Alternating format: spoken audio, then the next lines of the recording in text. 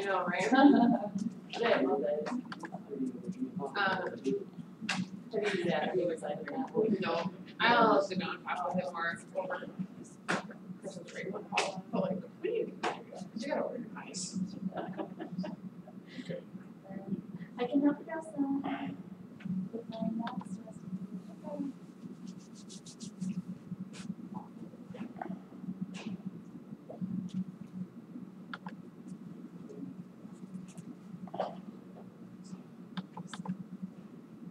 Talk about this node 19.r.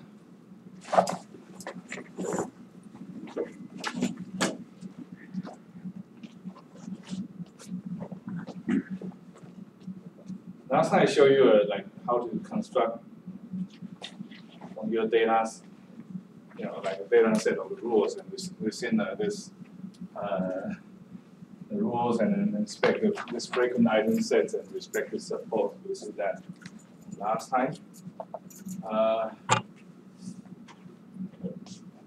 And in this package, it has this built-in data set called adult capital A. Actually, this is not directly from that. The adult data set you see there is after a certain transformation. Okay, you can take a look at that. Okay, this first load this, and then you can use a help documentation of that. Let's just try to build the data set is built to suit for this association rule analysis. Remember, we kind of use a binary indices matrix to indicate this, and of course the matrix has to be stored in a sparse matrix. Subject, object. This adult data set is from A rules, okay, and the original data set is this adult UCI. Actually, you've seen this already, right? This is directly from this UCI repository to get this data set. And actually, in this documentation, it tells you how to build this adult data set. Actually, it just kind of follow a step here when you have data set like this. Okay. Take a look at this. Let's just take a look at slightly about this data set. Okay, this is from adult UCI. Okay, and that's the original data set. And they kind of build this by removing the attributes. Okay. But then the reason this final weight, according to the interpretation, this is only used Census Bureau used to sort of account for this population weight. So it has nothing to do with the data set themselves. So it's this attribute or this column is supposed to be removed. And this additional column, education number, actually is sort of completely identical to the education, another variable. So it's supposed to be removed. And then they build up from the rest. Remember we talked about this. Everything has to be in a binary form. So when you have a categorical variable like this, okay,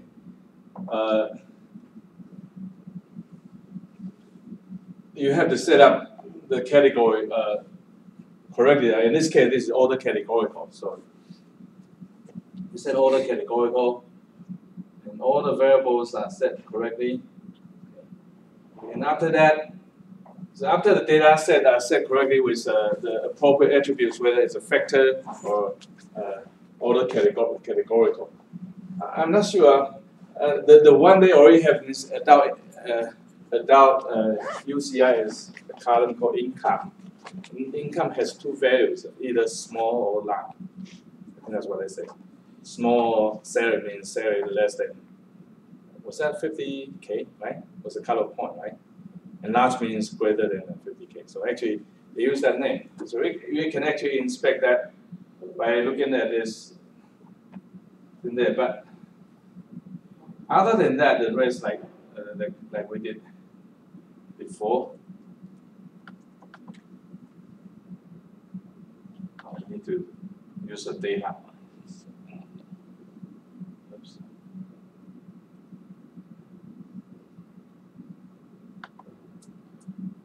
Need to attach this data first before we can do anything.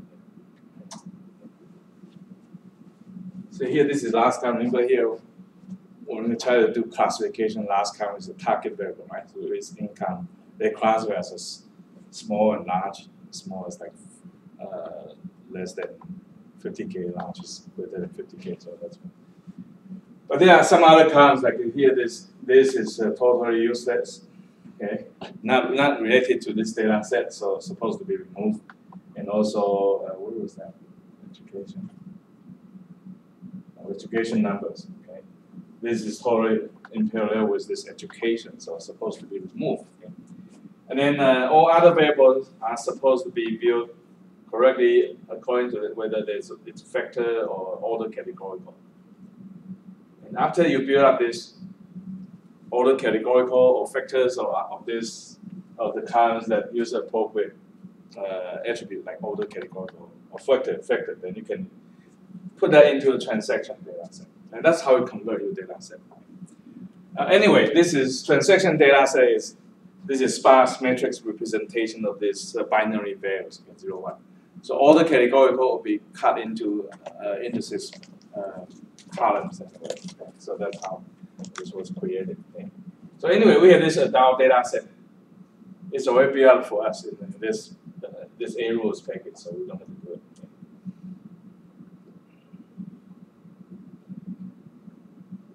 Okay? And you can mine item set with a minimum support of 0.5, for example. Suppose let's move this a little bit farther out here.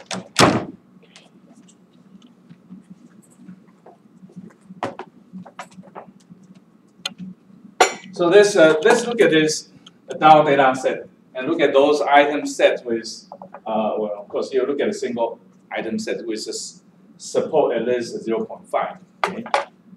And the CEX names basically let's just try to make the font smaller. Otherwise, it's really hard to see this result. Okay? So here, this is what you see in this plot. Okay? This is a frequency item plot. For item frequency plot.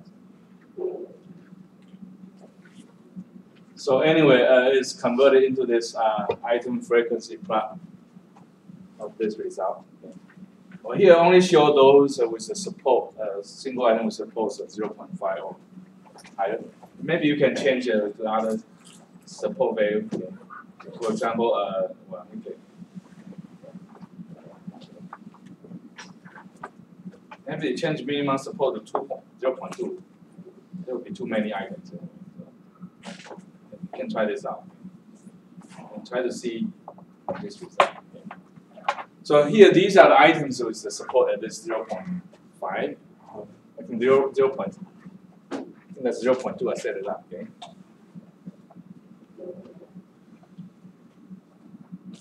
So you can also look at data this way. Okay. Okay, so that's item frequency plot.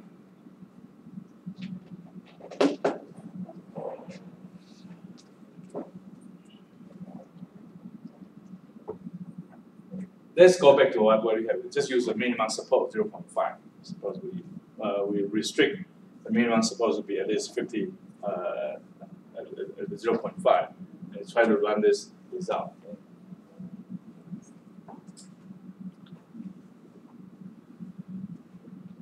It's going to create the item set, okay, and with their like confidence and the lift ratio also reported somewhere in this result, okay, and there are 49 sets in this case, and they can be visualized by using this image plot of the item set.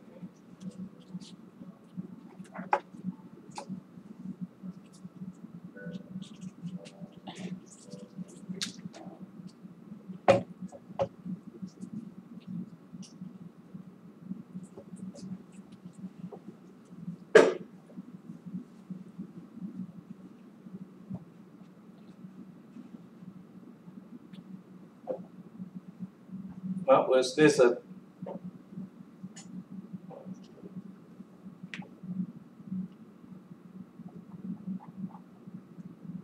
item matrix? I think they put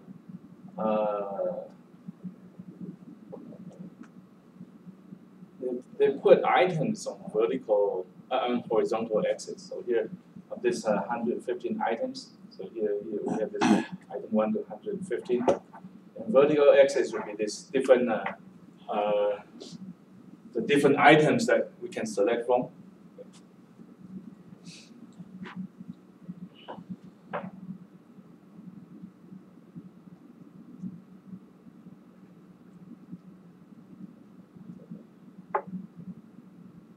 And if you look at this horizontal, it basically shows you the support for that. Okay?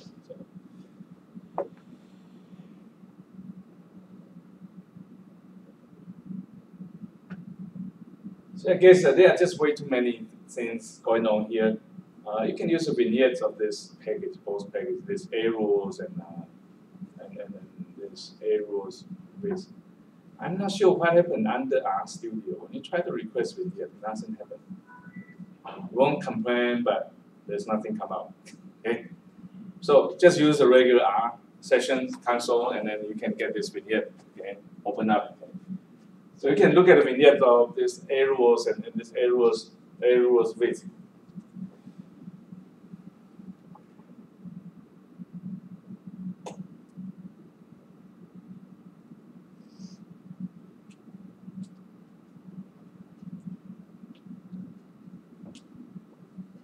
And well, this package has some specialized sorting function. Okay, although what you see is just a sort function, but this is a sort method for this association rules. Okay, so basically, when you do the sorting, it will just produce a decreasing order of the support. Okay, so the first item is supposed to be the with the largest support. That would be the best item. Okay? Here, suppose we try to sort the items and then look at the first 10. So this will be the top 10 item set, okay, with the highest support. You look at that. Okay. And then you can inspect the result. Okay. It would be annoying if I use that all the time. So here, these are the rules, the top 10 rules that out of this result with this corresponding support. So you can see the support now is arranged in decreasing order, right? Okay. So here, these are the item sets that having this corresponding support. Okay. It looks like most of them, these are most of them either single item sets or just a 2 item set.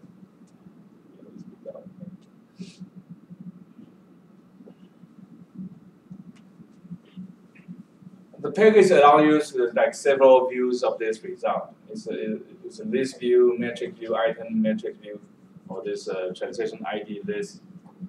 And here, the last one, this is like a sparse matrix format. Okay. So here, this is just regular list. This is regular R list, and see these are the items. So basically, we already inspect the rules. Basically, these are the items in the item set. Okay. And here, this is a matrix view, not so useful because you can see that this is matrix of binary values, right? 0 or 1. Okay. And item matrix only show you the information. Okay. And here, this is transaction ID, list of the result. Okay. And you can also translate that into the sparse matrix format. Of course, we also want to look at the graphical view of this result.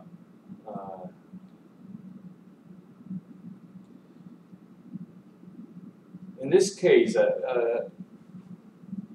there's a single color. Here we didn't put into consideration the lift ratio. It's only look at the support. Okay? The size of this, well, I think this is so-called bubble plots, or how should I say? The bubbles, right? Okay. The larger the bubble means the higher support. So here, the size of the support is ranging from 0.782 to 0.953.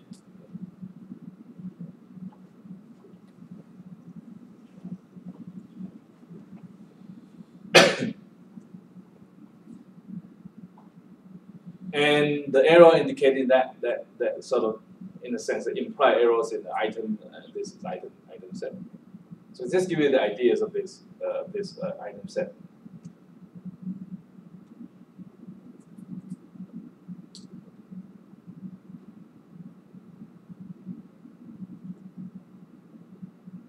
Now here, this is image view of the top 50.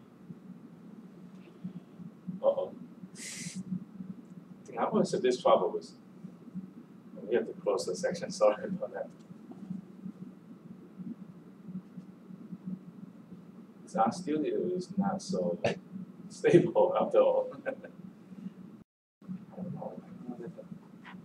Looks okay here, right? You can still access it, isn't it?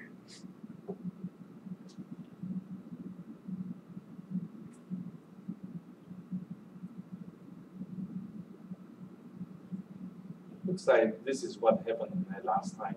Last I tried this. Maybe this is okay. Should I try this again? Probably not. Oh, okay, we have to reload this. We have to items not. It's not here. That's what happened. I have this I there.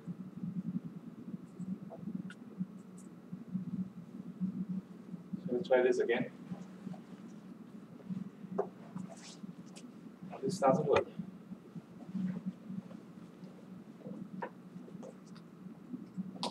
I might use something that violated the use of this. Okay, I need to check that. So I had this before. Now let's look at here the second example here. This is using this a priori algorithm. Okay. Here we specify the minimum support of 0.01 and minimum confidence of 0.6. Okay, so here to start with, okay. Run this a priori.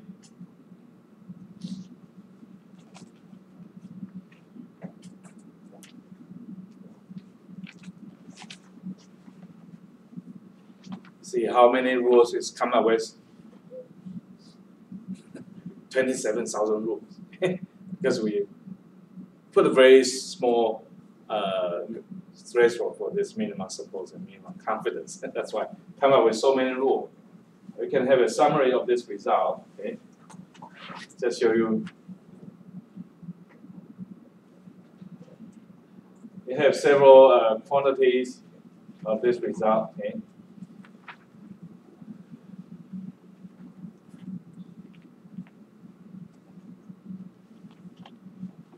And this is a set of more than 27,000 rules. It's way too much. Usually you can reduce the size, for example, from a subset of the rules of interest. Okay. Here, these are some summary statistics about the quality measure, okay, support and confidence in this case, okay, and also lift ratio.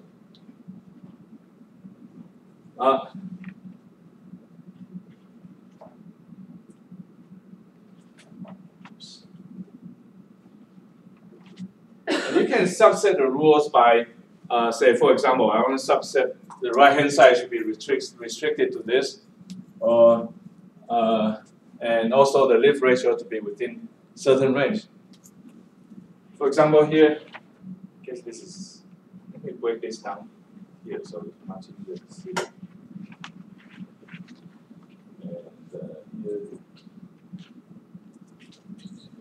hopefully you can see better this result.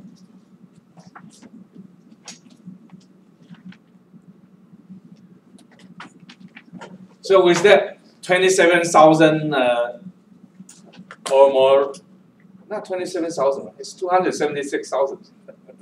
276,000 rules, more than that, okay? We just try to form just a subset of these rules, and probably try to minus only the useful one, okay? Suppose we look at for those right hand side in income equals small, and of course together with this, and we restrict the lift ratio of greater than 1.2, and also the other one is income equal large with this. Why we need to use this? Remember the right hand side is what? This, well, of course you can use this in a sense sort of doing the classification, isn't it? Right? When we talk about classification, here you can use how we classify mining as useful rules to imply this. Okay. Now, with certain combinations, then you will classify as the right hand side as income equals small, the other one is income equals large. Does that make sense? Right. Remember that's income variable is our target variable, right? Okay. And there are sort of two items here. One is item is small, the other item is large. Okay. So we want to see the rules associated with that. How we can come up with this useful rule with the diff ratio greater than 1.2. So let's run both subset rule. Okay. And of course, probably the result still here. There are still too many rules in the result. We can actually see, of course, just by running this. See how many items we have in there. Okay. Because this is still a large set, right? It's more than 10,000 rules within that. Okay. Let's say we are interested in say only the top 3 rules with the top confidence level for this result. Okay. Looking at inspecting the income small set for that. Okay. Look at the result. Okay. Here, these are the top 3 rules with top confidence. That's sort of comparable. So they are quite close to each other. But with the lift ratio, also comparable. Okay. You can see under what conditions that we have this implied to the right-hand side, income equals small. Okay. So working class, private, the marital status, never married, raising his own child, male, hours per week, part-time. Okay. Native country, United States, it's more likely to be associated with small income. Okay. And here, there are 2 other rules that you can see this result. Okay.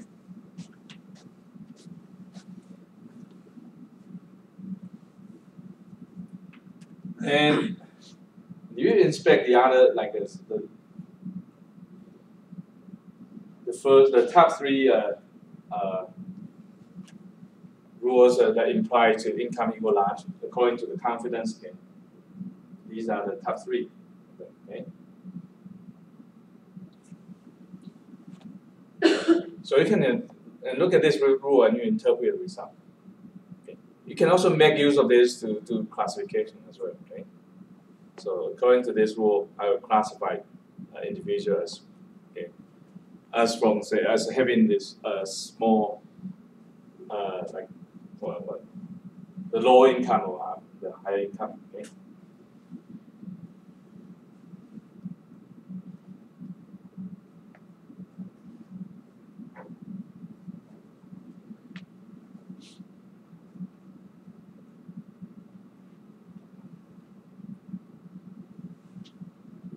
So you look at the last rule there, here you can see the capital gain is none. These are part-timer, all them are part-timer. I think it's not surprised that we have this result, okay, small income. And then here, these are not part-timer and capital gain is high. See, all of them with a high capital gain. Right? No wonder they have high, sort of high income. Okay. Okay. Let me minimize this.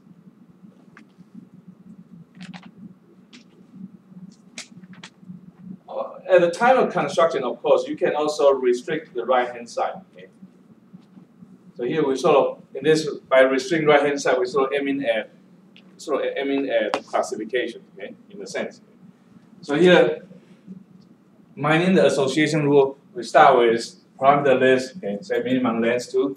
We will require at least two items in the item set, okay, because we need the left-hand side, right-hand side, right? Okay, we already restrict right-hand side. We also need the left-hand side, okay. And minimum support of 0.005. Suppose we start with that. And confidence of 0.72. And the appearance, we restrict the right-hand side to contain income equals small and income equal large, both items in there. And the default the right, just use the default left-hand side anyway. So at least 2 items. Okay? So let's run this restricted right-hand side.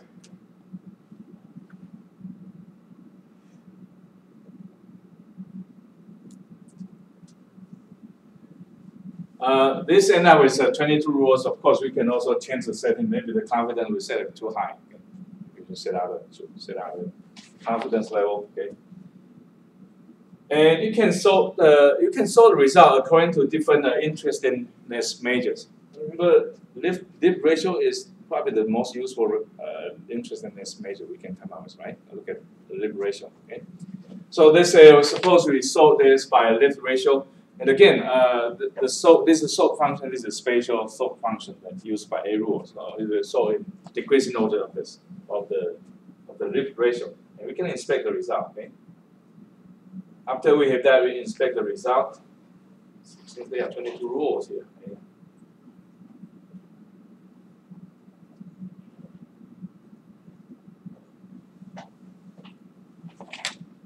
Okay, so here. Actually, end up all the 20 rows, the right-hand side of 22 rows are all income equals small. Okay. Because that stand out small from according to this data set. The small, the first top 22 lift ratios. Okay, with this lift ratio. Like that. Well, of course, this come out with 22 rows, but there are some redundant rules in this. In that, let's look at we focus on rule number 5 and number 10. Look at what happened. I'm not sure you can see both of them all together in one screen. It looks okay, right? Okay. So look at rule number 5 and rule number 10. Okay. Education level both at some college, right? Marital status, divorce, occupation, that this one has this particular occupation, this administrative and clerical. They are female, and capital gain, capital loss are both none. Okay, and then here hours per week full time. Not this one. Okay, I look at the wrong one. Okay, this one, right? Occupation, gender. Okay. See, I don't have enough space to look at this.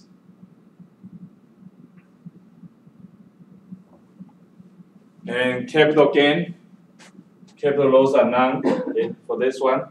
Okay. And then here we have this native country. This is further restriction of this United States. Okay. But you look at this. Rule number 1 is sort of a super. How should I say? Should we use the super rule? Okay. Because the rule number 5 contains rule number 10, right? Isn't it? Because rule number 10 we have this further restriction, right? Native country is the United States. Okay, but this further restriction does not lift up the lip ratio. Instead, it just decreases lip ratio. So this means that this rule is not so good. It's dominated by that. Okay, because the rule number 5 is a simpler rule. Okay, it contains this rule, but with a higher lip ratio. Okay. So you might want to reduce this kind of redundancy. Okay. Okay. Of course, this is only one example. There are other examples with this redundancy. So you can reduce redundancy by looking at, for example, you can put this redundant rules by doing this. Okay. All these are in matrix operation.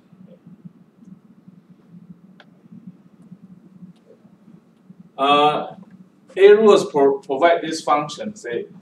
See one set whether one set is a subset of the other, and we just look at this in result in this AD subset. The result is a matrix. Okay, this is a 22 by 22 matrix. Remember, we have 22 rules to start with, right? So the result is 22 by 22 matrix. Okay, and then here. Of course, it's a symmetric matrix, right? We look at this as whether one set is a subset of the other. This is a symmetric result. Okay.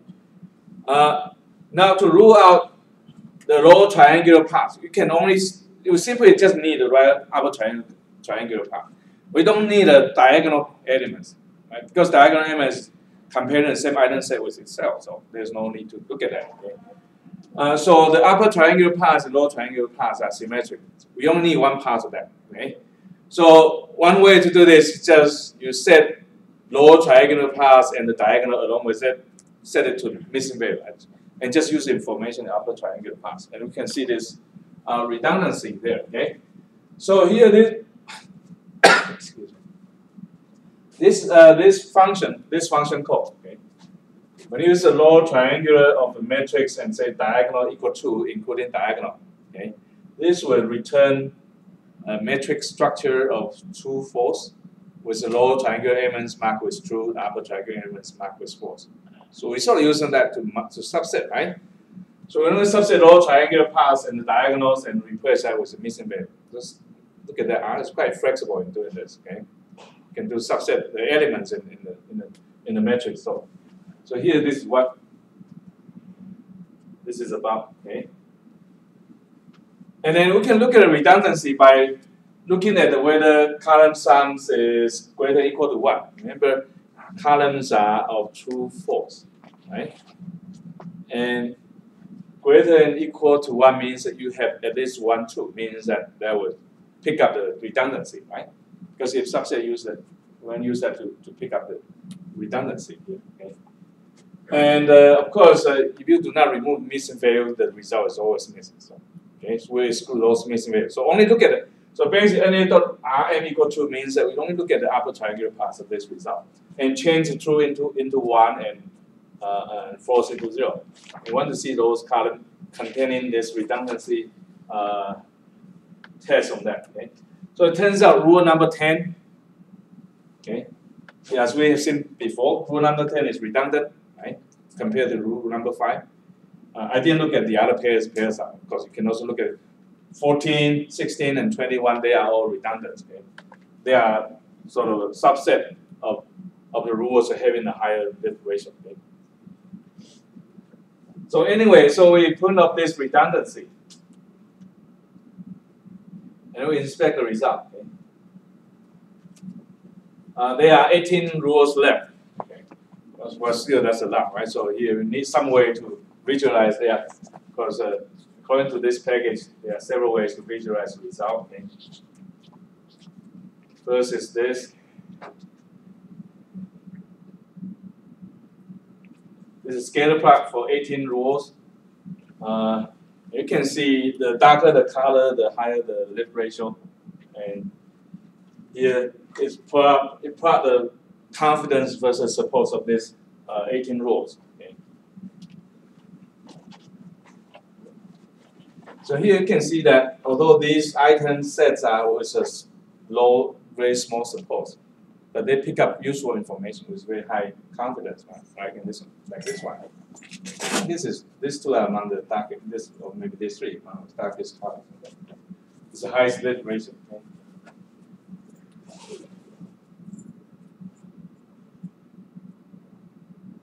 Because it would be nice to look at which was associated with that, right? I never tried this one. Okay. Maybe you can try this one.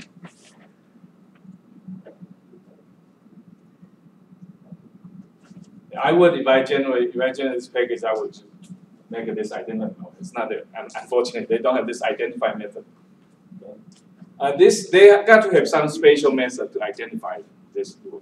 Unfortunately, we don't have that. Okay.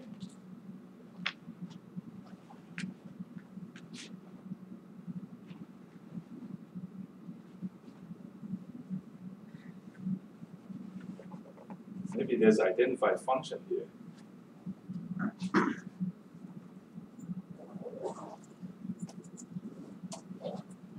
Well, it's not available. It's not there, unfortunately. It'd be nice there can identify which rules correspond to which, right? Okay. But of course, we have to manually look at the result. Okay. And oh yeah. Okay. There are other graphical methods. For example, for this one, produce this graphics. I'm not sure how much you can extract information from this. Okay. So basically, there are two things going on here: support and lift. Okay. Let's try to show this in this one. the support is the size of the bubble and sort of proportional to the size of the bubble, and the color is proportional. Well, I think the color in the grayscale is proportional to the lip ratio. Okay. The darker color means a higher risk ratio. It's not much of a difference in that. Okay. I find this is really hard to read. I think this. I suppose that here this is like the arrow is coming out of. For example, here this is age coming out of that to age equal point to that, and here sex equal male point to this. It's not so easy. Okay.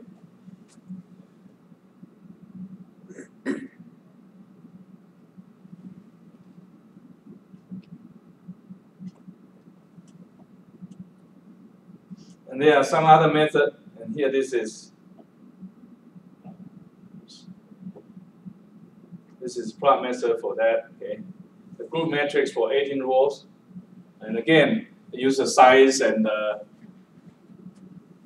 use the size to be the size of bubble is proportional to the support and colors. So that probably can see it. This. See, look at this one. For this example, it's kind of interesting. Those with highest lips actually associate with smaller support, right? You can see that. Okay. I'm not sure how much you can see out of this.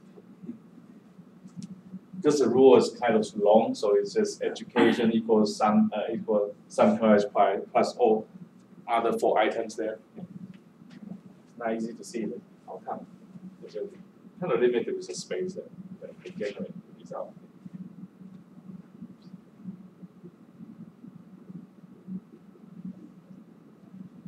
And this parallel coordinate. This is basically this is plot for high dimensional data, in that you have all numerical variables. Okay. In this case, they use the positions on that. Okay.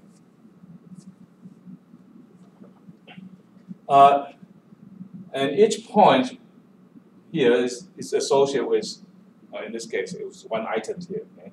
So they pick up this item, and here the thicker line indicates that it's with higher lift. Okay. Okay.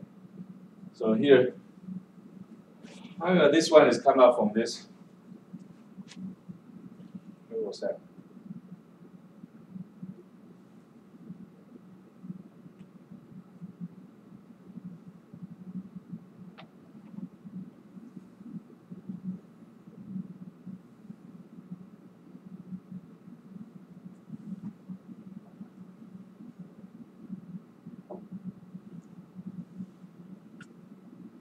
See, they all point to the income equals small, right? Okay.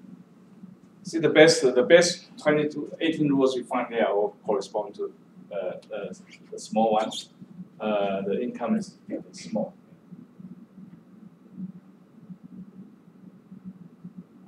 How can I get back to that?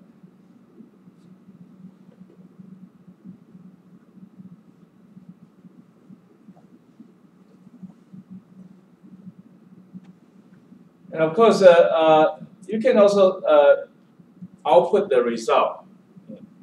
Okay. You can output as CSV files with all the rules that you have come up with. Okay. And in this AI community, they have some kind of standard format to communicate your final model with others, with this machine learning outcome. Okay, which they use something called, this is called predictive modeling markup language. Okay, so that's what it stands for.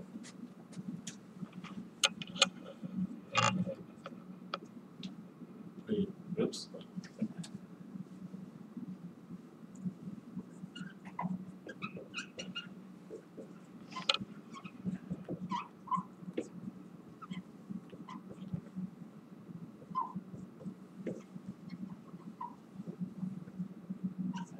Actually, is in this extensible markup language is part of this XML. So that's why you can see that the saving of that, we use this save XML and use this BML function that we just write out with a rule. Okay?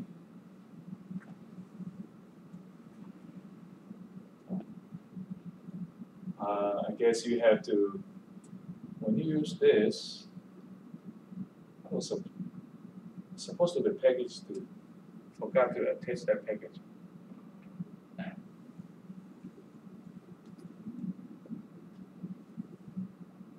So package I use before.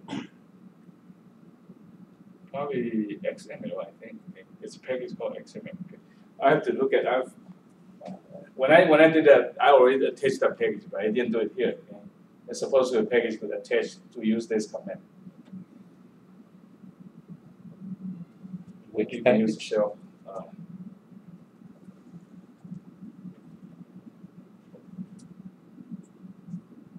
Do this save.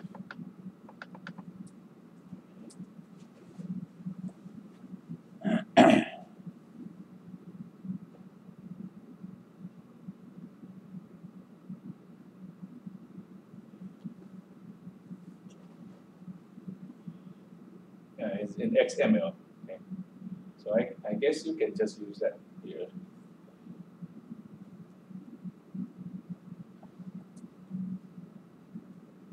Okay.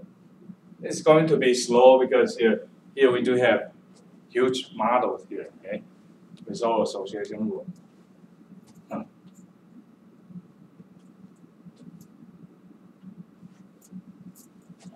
Well, in that case, you have to attach this package.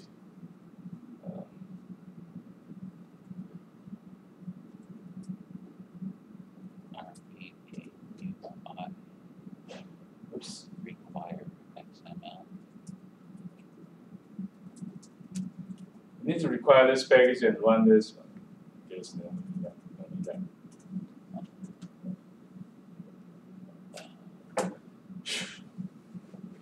Sometimes they have one thing here and the other thing is the other way.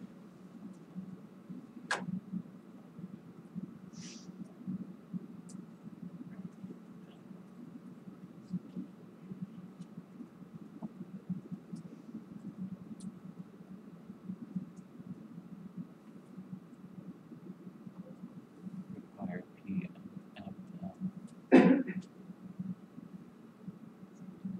It's supposed to work now, okay? So in order to do this, you have to okay, attach two packages. One is this PML, the other is XML. Fortunately. Okay. So I'm going to change this.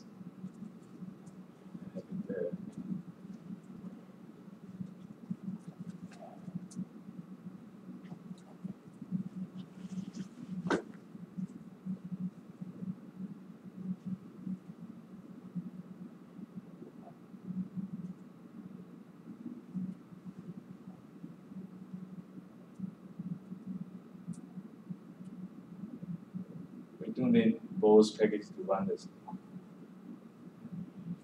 Why not? Let me just stop this one of this because it's going to take too long. Okay, don't stop.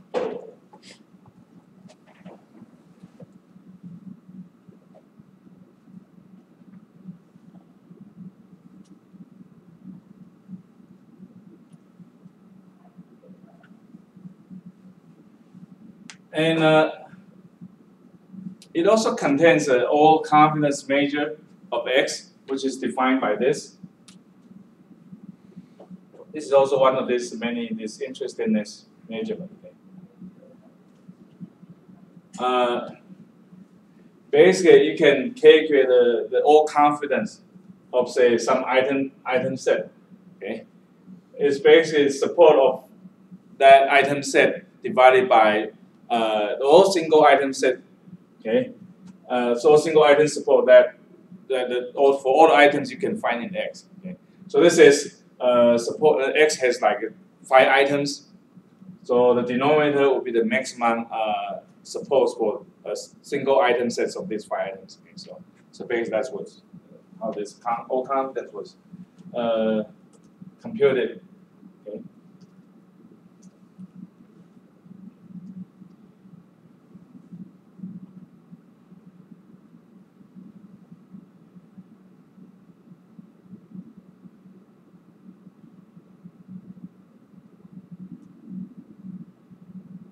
can't sure I leave this details to you because that's way too much. Okay. And there are final parts of this. What happened? The samples. So usually when you try to mine this association rules, chances are you have a huge database. And to mine the useful rule, which takes a very long, very extensive time to do that. Okay, every day that you can mine the useful rules from that. Okay? And what this also suggests that you can use a sampling. Okay, just take a small subset of the item set and do the mining. And they in the vignette they talk about this, and then here the following. This is what is suggested by this also. They suggest sample size calculation based on a minimum support, okay, thresholds, okay.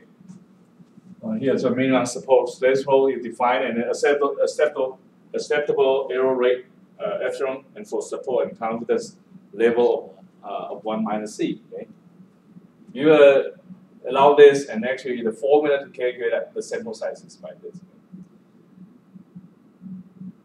And in the vignette, they talk about, well, here, this is actually the exact example from that. Okay? You can actually go through this, and they also try to compare this sample result, the mining association rule from a sample, and compare with the mining association rule from the population. They find that this is with very high accuracy. They also have this accuracy measurements plotted at the end. Okay? So actually, it's proven that the sampling is really a good idea when you want to mine a large data set. So basically, at the end, this is an example on that. Okay.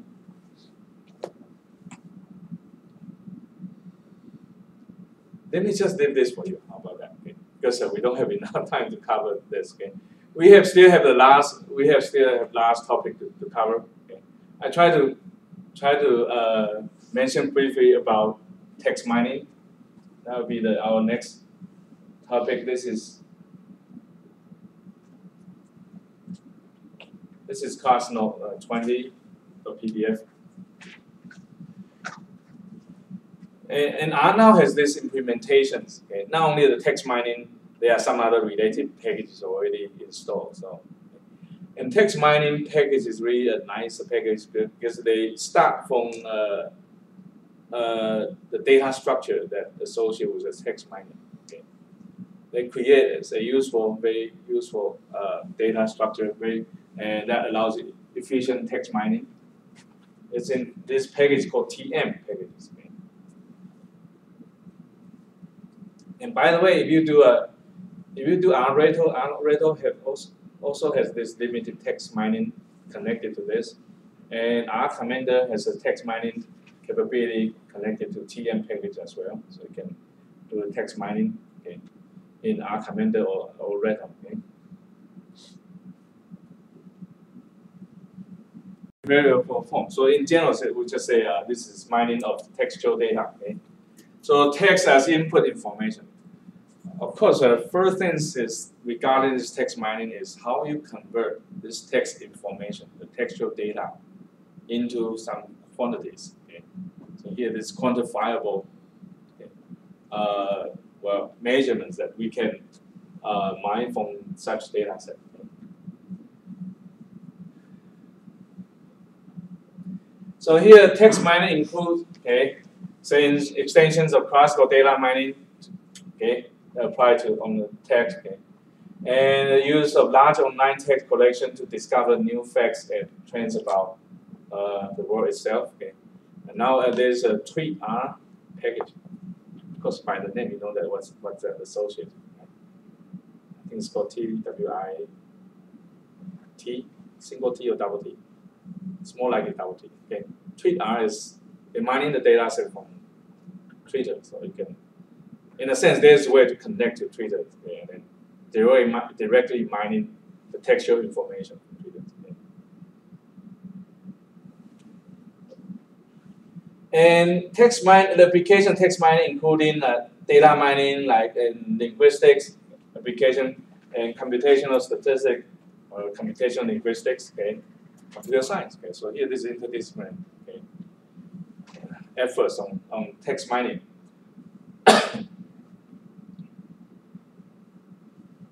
Standard techniques in text mining, text classification.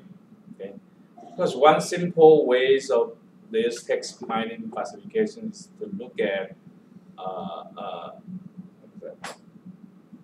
word frequencies, right? We can, if you consider each word as an item, okay, or a phrase of words item set, okay, that's sort of word frequency could be used as a sort of related to the major for classification. Can be used in the text clustering, okay, when the say authorships are unknown, you want to see classified, okay, from several sort of related documents, and you try to distinguish how many authors actually contributed such kind of. For example, it's a series of books. Okay. Ontology and taxonomy, creation, document summarization, latent corpus analysis. This is more in the linguistic application. Okay. And also techniques from information retrieval. Example applications is text mining and linguistic styles. How do you pronounce this? Stylometry, right? Is on the first syllabus. Okay. As in stylometry, I think there are some interesting articles in Chance magazine. If you look at, I think I do have links on that. Okay. Do we have that?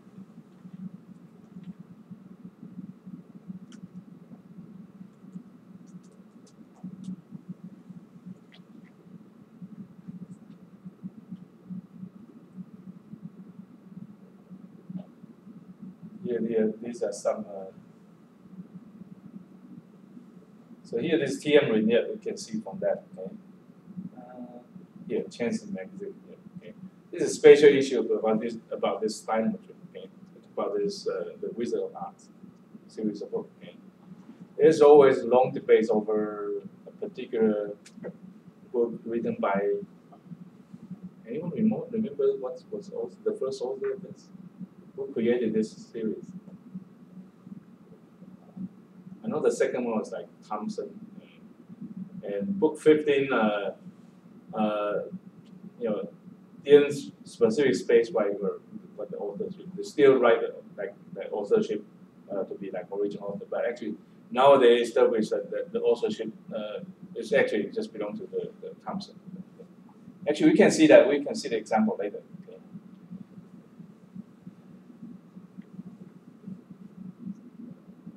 And there's authorship attribution documents. You can look at this homepage. Okay. And basically, there's a book from here. What was that? So this, oh yeah, this one, this book. Okay. It's a PDF file. You can download PDF file. Okay. This also shows attribution. So the link to this text mining. Okay.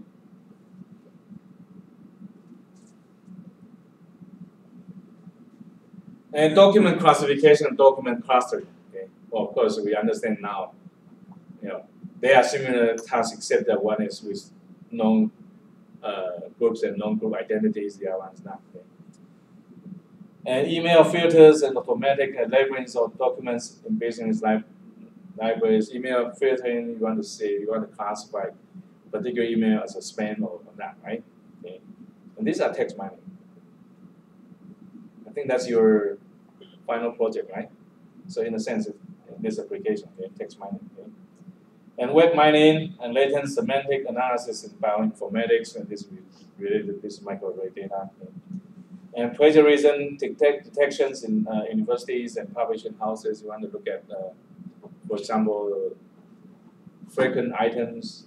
Of course, items could include kind of the custom use of certain specific words or phrases, right? Mostly used by the same author, but you can see that. Or maybe even paragraphs. Okay? Could be an item there. Okay? So there are many applications in this. And computer-assisted cross-language information retrieval as well. Okay.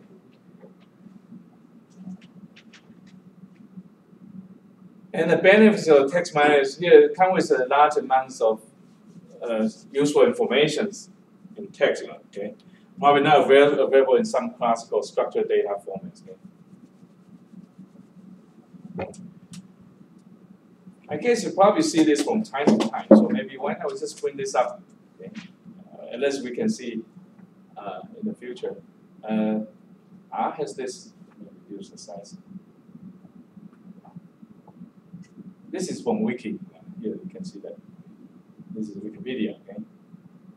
And now here this is State of Union address. Compare that the one that made by Bush in 2002 versus that with Obama. You can see the some similarity and a lot of differences as well, right? Isn't it? Okay. Basically, this is called tech cloud or word cloud. Okay? R has a package called word cloud. The base is just as this. Okay. This is called tech.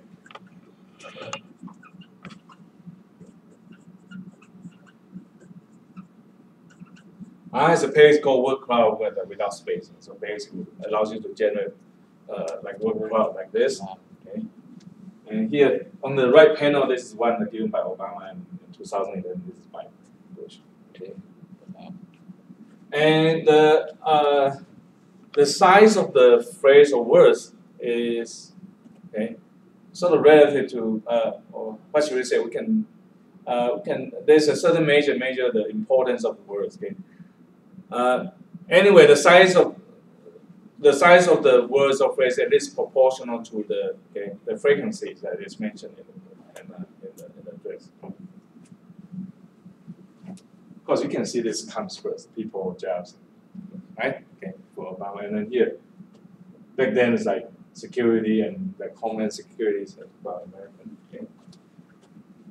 Because the terrorists back then was like a big issue, so you can see that those words come up. Okay? And this is called tech cloud. Okay? Well, of course, here this is not the only place you see this. Anyone remember? Have you seen this kind of word cloud when you surf on the internet? Okay. This is a result from text mining, and then because this is presentation method, right? Word cloud is a presentation method of this from certain documents, and you can find the importance of phrases or words, okay, like this. You can present it this way. Okay. Actually, I remember I saw one that they can show these words dynamically. You can move this word around. Okay.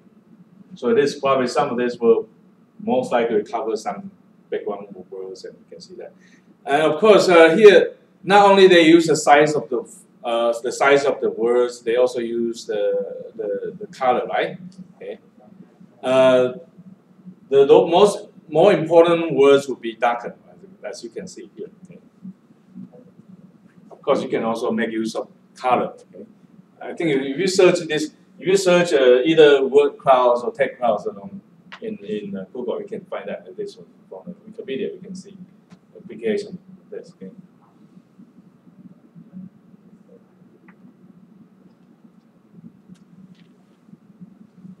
So next time you see this, you know this text mining is at work. Okay. This is the outcomes from text mining. Okay.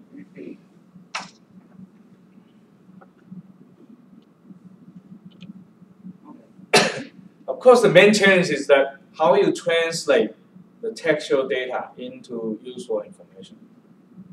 Quantify it, how you quantify it. And of course, there is always a matter of subjectivity in these quantifications of textual data into quantities, right? Okay. And usually is normalizing this unstructured input textual data. Okay, usually is quite difficult. Okay, and often you try to put this into useful information quality and structure using they often involves this grammatical passage that you can check into the grammars and that. Okay,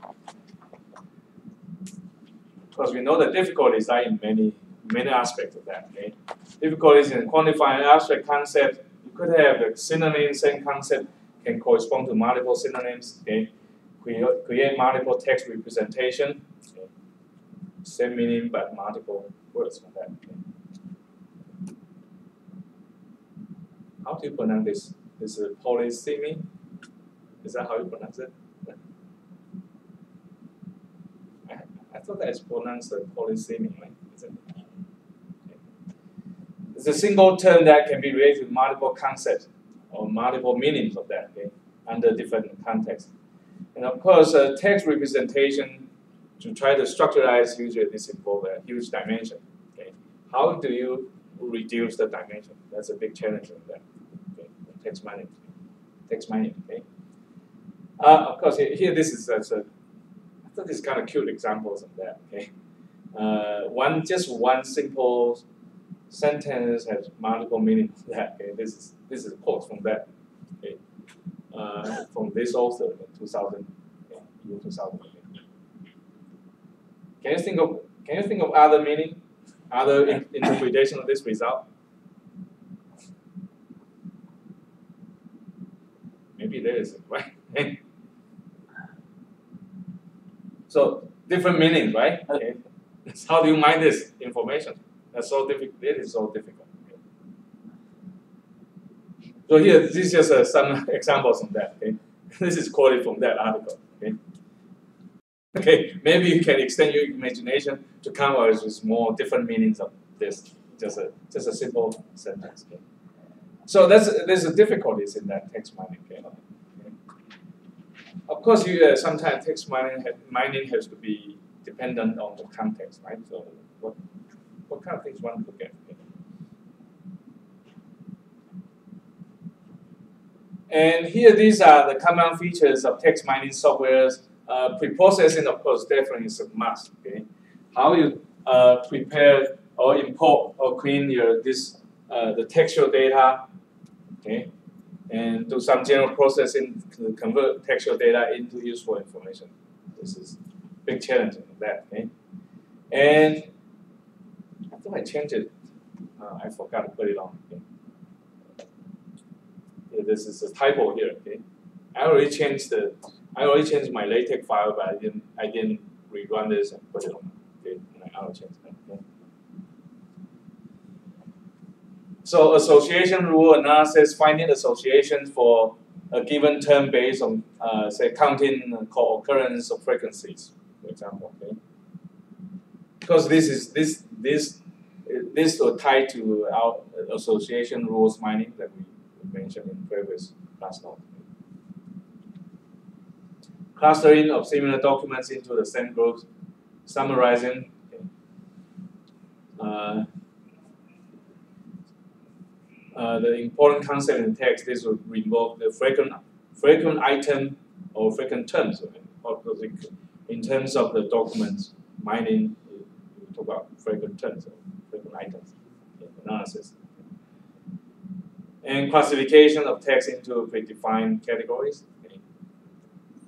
Because we have known classes, so here this is basically classification. Okay.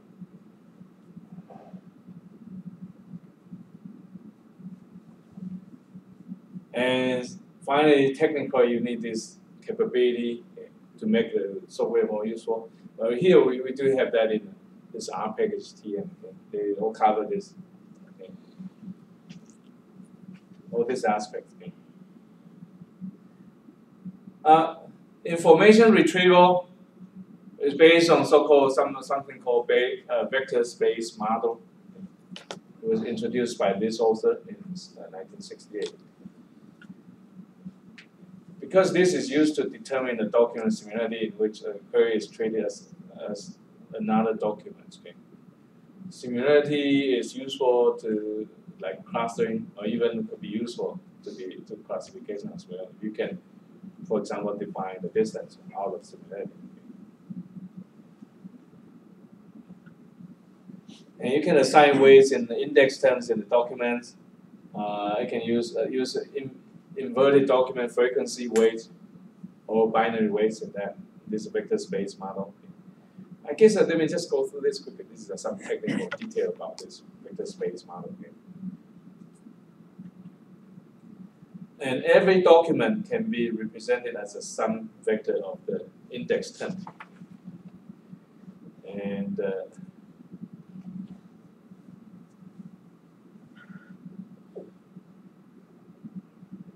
because you can see how we determine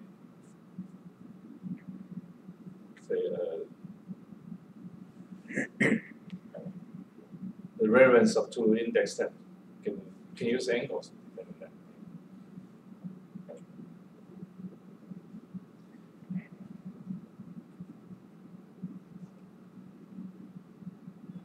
Here, let me just this view of this. This is some document classification method, inductive learning, tree-based model classifiers, support vector machine setup. This we already seen before in classification, okay? And use this taxonomies, basically this clustering, okay, k-nearest, nearest neighbor, text categorization using supervised learning. Okay, so we have, of course, here this involves classification of known classes of that the documents belong to. Okay. And document class then, because VSM, this is a vector space model, allows you to define similarity measures, so you can actually, based on that similarity measure, to do clustering. Okay. So the clustering, document clustering can be carried out.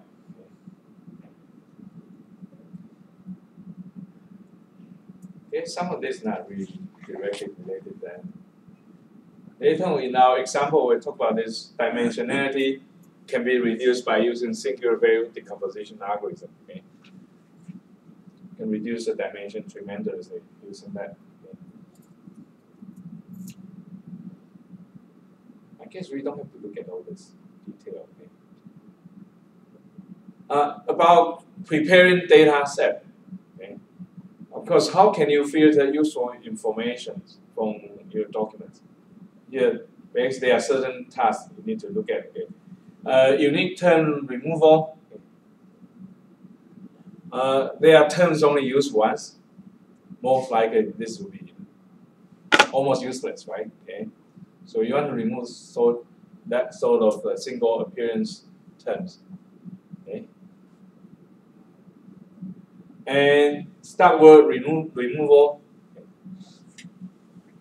In the documents here, these are common stop words.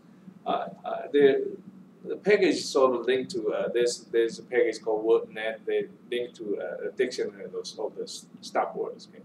So first of all, you come out with the documents, you rule out these stop words, and whatever left will be some useful information. And the next, you take those filtered information and create quantities, okay, associated with this the remaining terms. Okay? These are the stop words. Okay.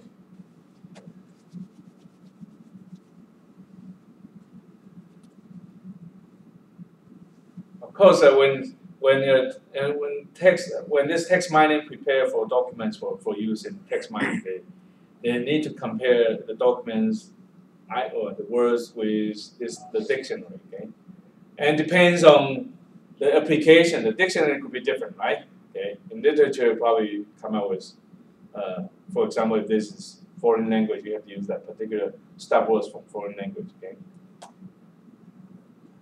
And if this is like some application from medicine, okay, there are probably some other stop words you want to add to the regular stop words as well. Okay? So it depends on that. Okay? Term stemming is also another one you can further streamline your database. Okay? Like this, term surfaces are removed to further dimension reduction, stemming. Okay, for example, here these are all these words belong to the stem. Remember, this stemming is like, in a sense, well, of course, we already learned the stem and leaf display, right? Okay, so small like this. These are stem from that. Okay, these are words stem from that. Okay, so basically, this will be sort of classified, sort of be regarded as the same words. Okay. Look at the frequency, small, smaller, smallest, and so on. So these are called stem words. Okay? And of course, there will be a dictionary of these stem words. Okay? And so term surfaces are removed, okay, for that, just for that purpose. Otherwise, here you probably consider this like 3 dimension, right? And after stemming these 3 will be considered as from the same work, so just reduce it down to 1 dimension. Okay? Like this, you have 1, 2, 3, 4 terms, reduced down to 1 dimension. So here there's further dimension reduction in this case. Okay? I thought this text mining is really interesting. It's really interesting subject, except that here we can only cover this briefly. Okay? So there are several things you can do. That just go back to our previous slide. Unique term removal, stop word removal, and then stemming to term stemming. Okay, so all these will reduce unused information, not non-used word. What should I say? Useless, right? Okay. Useless information and remove like the reduced dimension by removing the stop words and using stemming to further reduce dimension. Okay? All these are like a preparation for text mining, okay? And after that you can start just building, for example, frequent item metrics. Okay, let me start now. We continue on text mining next time. I will finish grading your case study. Was that number 4, right? We turn that to you next time. So, what did I say about? Is it the case study number 5 due next week, right? Isn't it? Okay. Yeah. And same time as for final project, right? Stay apart. The 12th and the 13th. Yeah. Okay. So you're almost done with case study and project. Yeah. Okay.